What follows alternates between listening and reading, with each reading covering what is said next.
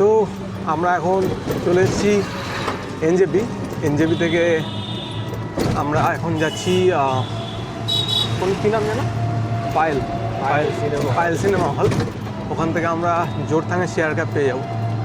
মোটামুটি যা শুনলাম মোটামুটি 350 টাকা করে পার হেড পড়বে।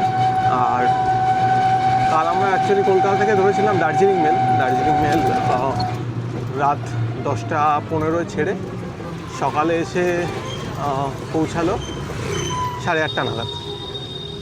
আর এরপরে আমরা পরপর যাব। মোটামুটি ওয়েদার পুরো ক্লিয়ার, এখান থেকে কাঞ্চনজঙ্ঘা পুরো দেখা যাচ্ছে, পুরো না হলেও কিছুটা তো দেখাই যাচ্ছে। এ হচ্ছে বন্ধু, তো জার্নি যা স্টার্ট হলো আমাদের।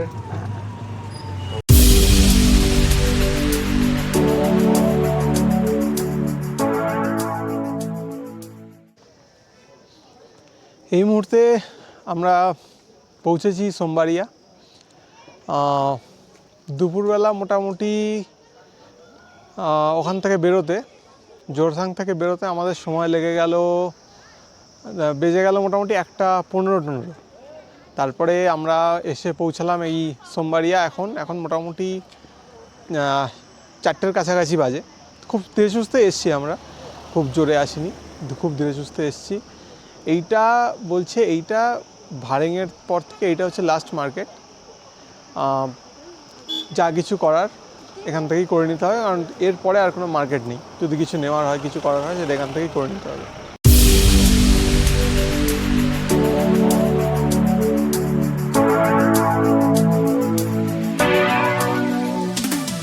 এখন আমরা চলে এসেছি ভারেং। তো ভারেংয়ে যে দাদার এখানে আমরা আছি, এসে আমরা জাস্ট ফ্রেশ হয়ে এলাম দাদার পূজার ঘর, ঠিক আছে, যেখানে ওনাদের দেবতারা থাকেন, ঠিক আছে। জাস্ট আমি একবার লুকটা দিতে চাই, সেটার তোমাদেরকে দেখাতে চাই।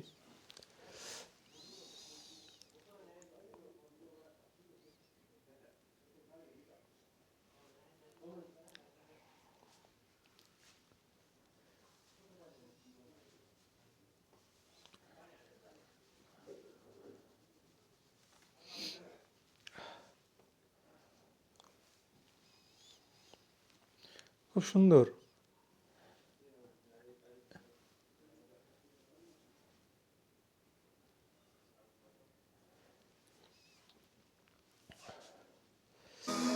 সবাইকে গুড মর্নিং ফ্রম ভারেং।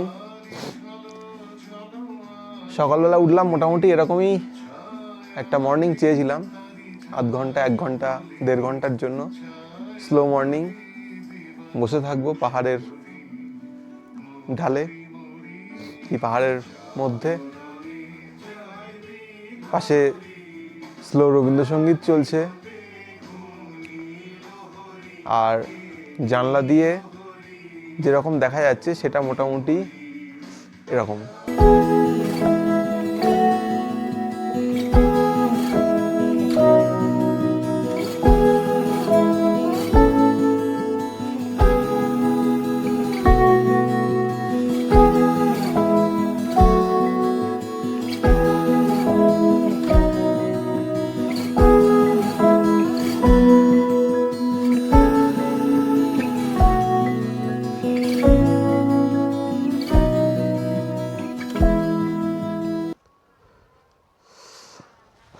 তো আমরা এই শুরু করলাম পেমাজাং হোমস্টে থেকে, এই যে দেখাচ্ছে গোর্খে। তো আমরা এইবার যাচ্ছি গোর্খের পথে, ওই দিকটা গ্রাম।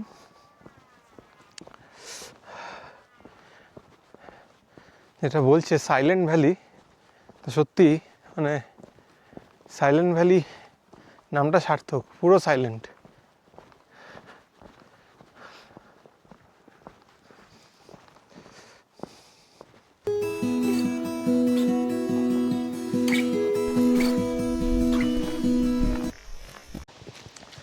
তো আমরা তো গোর্খে যাবো বলে বেরিয়েছিলাম। এবার ওখানে একটা জায়গায় ছোট্ট ডাইভারশান ছিল, তো ডাইভারশানের মধ্যে যেটা ভালো রাস্তা, আমরা ওইটা দেখে বেরিয়ে গেছিলাম। ভাবলাম যে ঠিকই আছে, এটাই গোর্খের রাস্তা। আর লোক তো নেই, একজনও নেই। আর যে জায়গাটায় ডাইভারশন ছিল ওইখানে একটা হোমস্টে টাইপ কিছু ছিল, কিন্তু সেখানেও কোনো লোক নেই। তো বাধ্য হয়ে আমরা ওই রাস্তায় চলে এলাম। এখন অনেকটা নেমে আসার পরে 2-3 জনের সাথে দেখা, তারা বলছে এইটা গোর্খের রাস্তা না। এখন যা মনে হচ্ছে যে ওই ডাইভারশনের ওখান থেকেই আমাদের অন্য দিকটা যেতে হবে, কারণ ওটা ছাড়া আর কোনো রাস্তা নেইও। এখন তারাও গোর্খে যাচ্ছে, আমরাও যাচ্ছি আবার তাদের সাথে।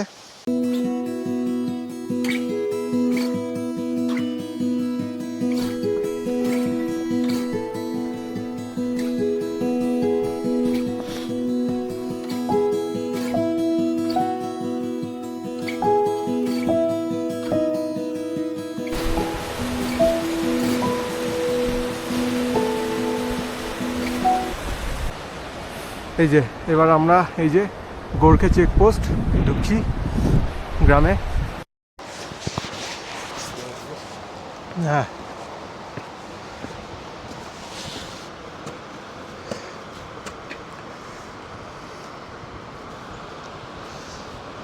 নানা রকম ছোটো ছোটো ফুল হয়ে আছে আর প্রচুর হোমস্টে। এটা আমার মনে হলো একটু বড় গ্রাম এটা কম্পারেটিভলি। অনেক বাড়িঘর আছে, হোমস্টে আছে। আর গ্রামে ঢুকতেই চেকপোস্ট আছে। যেহেতু নদীর ওই পাড়টা হচ্ছে সিকিম আর এই পাড়টা হচ্ছে ওয়েস্ট বেঙ্গল, তো এই পাশে ওই ওয়েস্ট বেঙ্গল বলে এই সেখানে কত ফুল হয়েছে।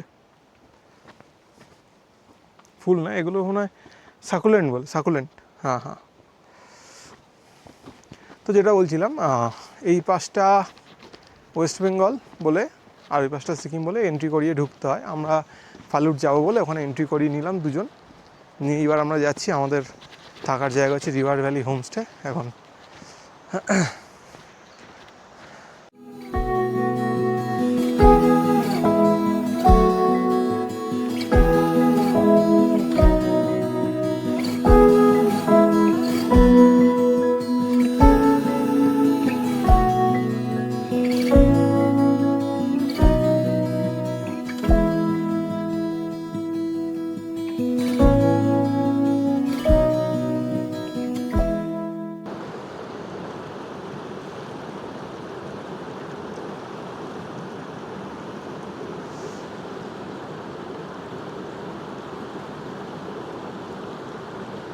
কিছু মুহূর্ত সত্যি বাঁধিয়ে রাখার মতো।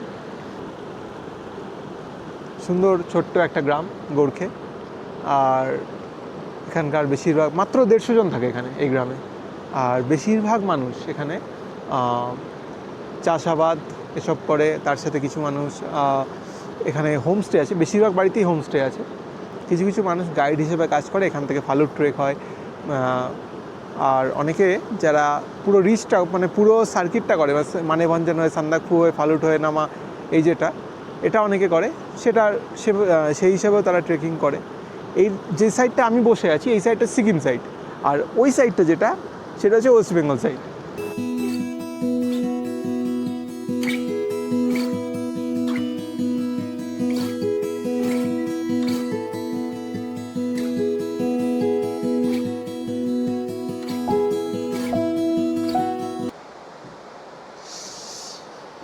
এইটা হলো আমাদের হোমস্টের ভিউ।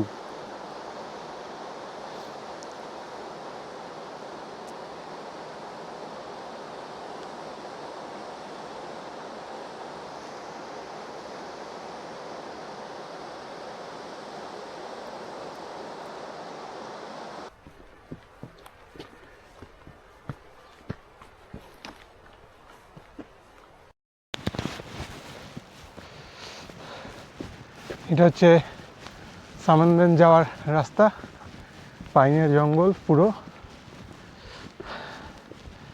এই রাস্তা ধরে আর কি আমরা সামানদেন যাচ্ছি ট্রেক করে।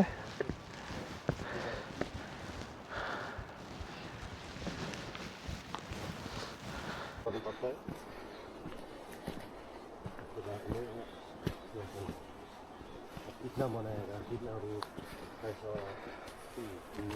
वो भी कर सकते हैं। जैसे एमसी को मेंबर भी वो भी होगा, वो भी कर सकते हैं।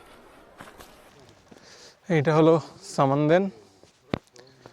আমরা 3 জন চলে এসেছি। আমাদের সাথে আছে গাইড ভাইয়া সোমকুমার। একটু বেশ সুন্দর সাজানো সাজানো গ্রামটা,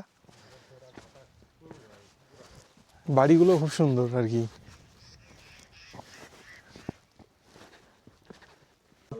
যেটা বললো, এখান থেকে যেহেতু চারিদিকে কুয়াশায় ঢেকে গেছে, সেই জন্য এর চেয়ে বেশি আর দেখা যাবে না। নয়তো এখান থেকে নাকি ফালুট দেখা যায়, এখান থেকে যেখানে আমরা এসেছিলাম মানে ভারেংটাও দেখা যায়, কিন্তু এখানে তার বেশি আর কিছু হবে না, মানে দেখা যাবে না এই মুহূর্তে, কারণ কুয়াশায় ঢেকে গেছে।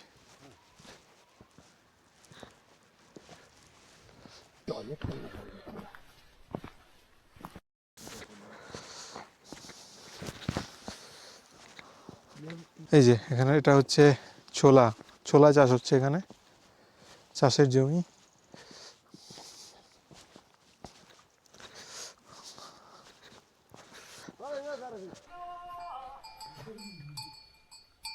Water है ना?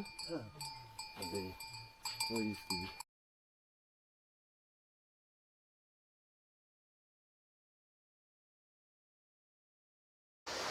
So we are starting from Gorkhe.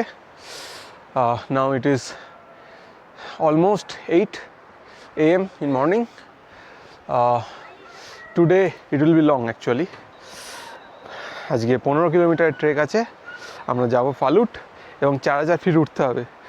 পরের দিকে কতটা কি হবে আমি জানি না, কিন্তু এখন মোটামুটি ভিডিও করে রাখছি। ওয়েদার মোটামুটি ক্লিয়ার আছে এখনও পর্যন্ত। আশা করি কালকেও ঠিক থাকুক। কালকে ঠিক থাকলে তবেই ঠিকঠাকভাবে দেখা যাবে এবং ভালোভাবে দেখে আসতে পারলেই ঠিকঠাক হবে। আপাতত টাটা।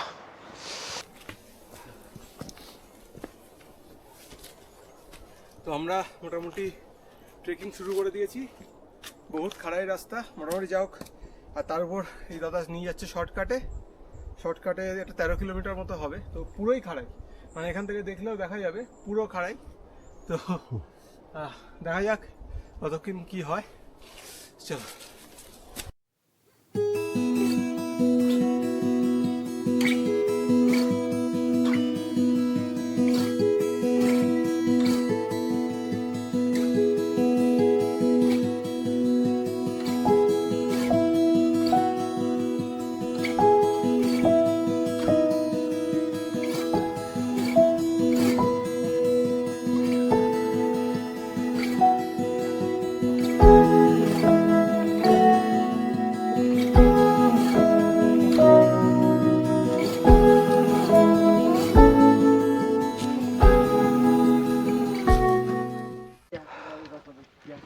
ট্রেকিং মোটামুটি আমাদের চলছে। 3 জন গল্প করতে করতে করতে করতে আরামসে যাচ্ছি। মোটামুটি ফার্স্ট যে রেস্ট পয়েন্ট ছিল সেটা আমরা ক্রস করে এসেছি। বলছে মোটামুটি 13 কিলোমিটার আছে। তো এখন আমরা এসেছি আলুবাড়ি। এইখানে মোটামুটি আসতে আমাদের 4 ঘন্টা লাগলো, 8টা থেকে বেরিয়ে মোটামুটি 12টা। তো এখানে এসে আমরা নিজেদের মতো করে পোহা বানিয়ে নিচ্ছি। এই হচ্ছে আমাদের পোহা রেডি হচ্ছে। এবার পোহা খেয়ে আমরা আবার বেরোবো। আর এই হচ্ছে আলুবাড়ি, এই হচ্ছে আলুবাড়ি।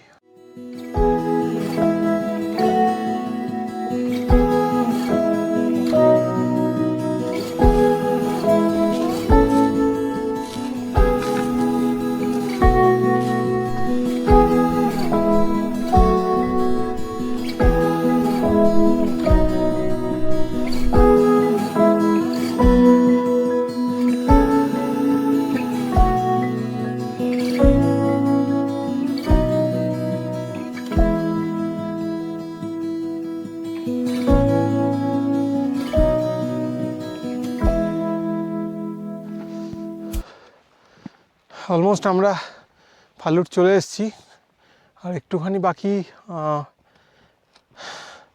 যেতে। তো মোটামুটি 3টে বাজে। আমাদের ধারণা মোটামুটি 7 ঘন্টা মতো লাগলো লাগবে ফালুট পৌঁছাতে। আকাশ চারিদিকে মেঘে ঢেকে আছে। তো আমরা মোটামুটি 3:10-15 নাগাদ চলে এসেছিলাম ফালুট, কিন্তু ফালুট এখন টোটালি মেঘে ঢেকে গেছে। এই মুহূর্তে তো সানসেট কিছু দেখা যাবেই না। এখন যদি কালকে সকালে ওয়েদার ভালো থাকে তাহলে হয়তো দেখা যাবে কিছু, না হলে আর দেখা যাবে না। এখন দেখা যাক। Good morning from Phalut. আজ আমরা ফালুট সানরাইজ দেখব বলে সকাল সকাল উঠলাম। চরম ঠান্ডা, হ্যাঁ এখনও অন্ধকার। মোটামুটি এখন বাজে 4:10 দিয়ে আমরা বেরোবো। আমরা ওয়েট করছি গাইড কখন আসবে। টুকটাক আমরা যেটুকু রেডি হওয়ার মিনিমাল সেটুকু রেডি আমরা হয়েই গেছি। আমরা এখন ওয়েস্ট বেঙ্গলের second highest point Phalut top. এখান থেকে আমরা সানরাইজ দেখছি। এই মুহূর্তে এখানে আমরা 3 জনই আছি, শুধুমাত্র 3 জন সানরাইজ দেখছি। মেঘগুলো নিচে পেঁজা তুলোর মতো পুরো, হ্যাঁ।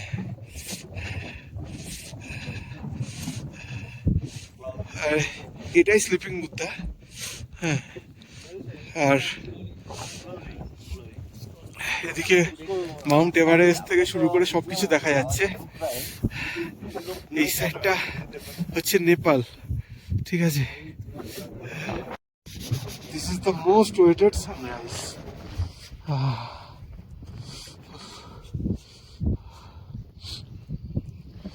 কাঞ্চনজঙ্ঘায় রোদ পড়েছে,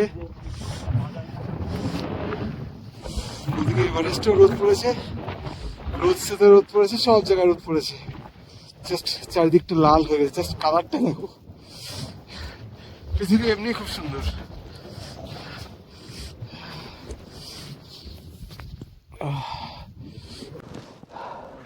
এই ফালুটের টপ থেকে যে সানরাইজ দেখছি, মেবি লাইফের one of the best sunrise. Just 4-5 দিনের একটা ছোট্ট ট্রিপে এসে এত সুন্দর সানরাইজ দেখবো, এটা জাস্ট আমি ভাবিনি, সত্যি ভাবিনি।